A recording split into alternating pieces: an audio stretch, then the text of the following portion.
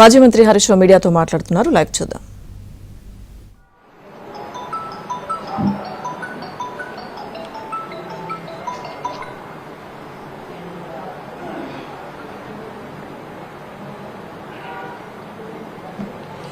ఉత్తమ్ కుమార్ రెడ్డి రేవంత్ రెడ్డిని మించిపోతున్నాడు. దేంట్లో అబద్ధాలు ఆడుట్లా. అబద్ధాలకు బ్రాండ్ అంబాసిడర్ రేవంత్ రెడ్డి. కానీ నిన్నయాల ఉత్తమ్ కుమార్ రెడ్డి రేవంత్ రెడ్డిని కూడా మించిపోతున్నట్టు. ఎందుకంటే అబద్ధాలాడి రేవంత్ రెడ్డి సీఎం అయిండు. ఆయన కంటే తక్కువ అబద్ధాలు ఆడినా అందుకే సీఎం కాలేదు అనుకుంటుండో ఏందో.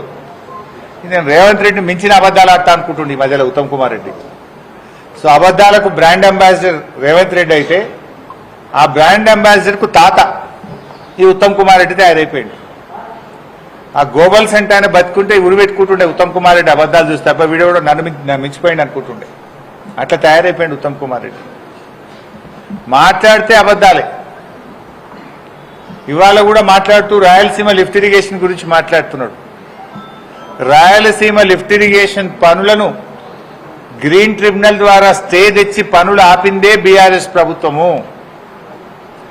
రాయలసీమ ఎత్తిపోతల పథకాన్ని అపెక్స్ కమిటీ ఎజెండాలో పెట్టాలని అపెక్స్ కౌన్సిల్లో ఆ ఎజెండాలో పెట్టించి కేసీఆర్ గారు స్వయంగా రాయలసీమ ఎత్తిపోతల పథకం అక్రమ ప్రాజెక్టు, దీన్ని నిలిపివేయాలని అపెక్స్ కౌన్సిల్లో గొంతెత్తి ప్రశ్నించిందే కేసీఆర్. ఇలా రేవంత్ రెడ్డి ఉత్తమ్ కుమార్ రెడ్డి ఇద్దరు కూడా చంద్రబాబుకు దాసోహం అయిపోయింది.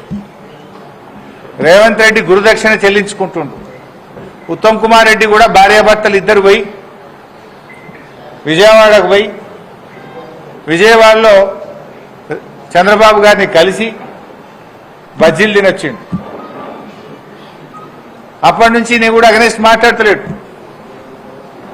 కృష్ణా నదీ జలాల్లో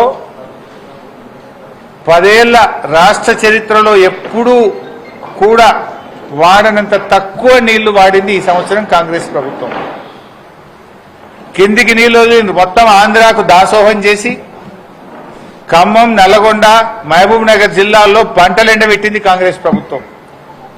క్రాప్ హాలిడే ప్రకటించింది కాంగ్రెస్ ప్రభుత్వం. ఈ సంవత్సరం మనకు తాత్కాలిక కేటాయింపుల ప్రకారం ఇచ్చిన నీళ్ల కంటే 65 టీఎంసీల నీళ్లు తక్కువగా వాడిన చేతగాని దద్దమ్మ ప్రభుత్వం కాంగ్రెస్ ప్రభుత్వం. ఇలా 65 టీఎంసీలు తక్కువ వాడడం అంటే 6,50,000 ఎకరాలకు పంటకు నీళ్లు ఇవ్వకపోవడమే.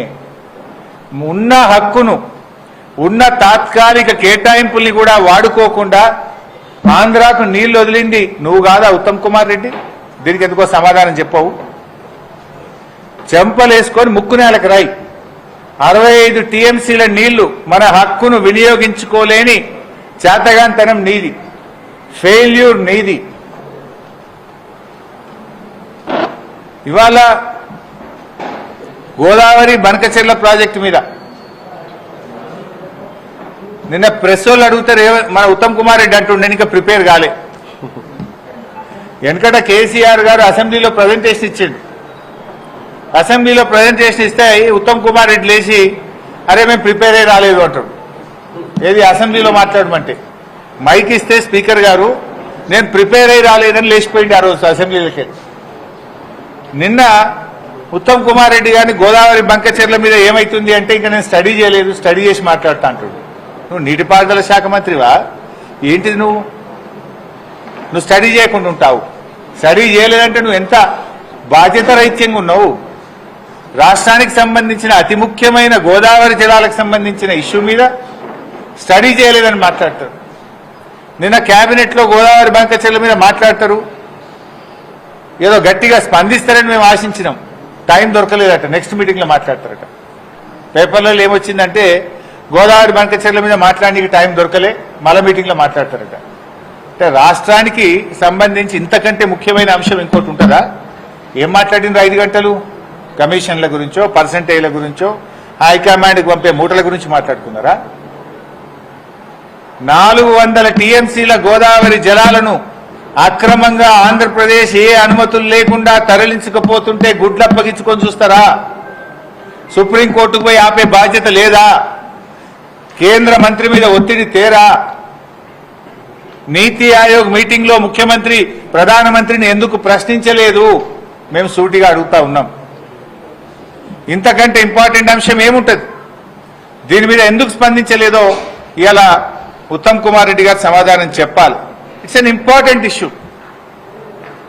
400 టీఎంసీల నీళ్లు ఇవాళ అక్రమంగా అపెక్స్ కమిటీ అనుమతి లేకుండా, అంతర్రాష్ట్ర అనుమతి లేకుండా, తెలంగాణ అనుమతి లేకుండా, గోదావరి ట్రిబ్యునల్ అనుమతి లేకుండా ఇలా రాత్రికి రాత్రి వాళ్ళు ప్రాజెక్టులు కట్టిపడేస్తున్నారు.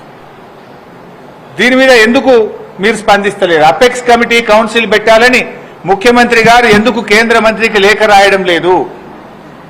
ఎందుకు ముఖ్యమంత్రి గారు మౌనంగా ఉంటున్నారు? చంద్రబాబు నాయుడు అంటే మీకు ఎందుకు లాగులు నడుస్తున్నాయి? చంద్రబాబు నాయుడిని ఎదిరించే దమ్ము సత్తా మీకు లేదా?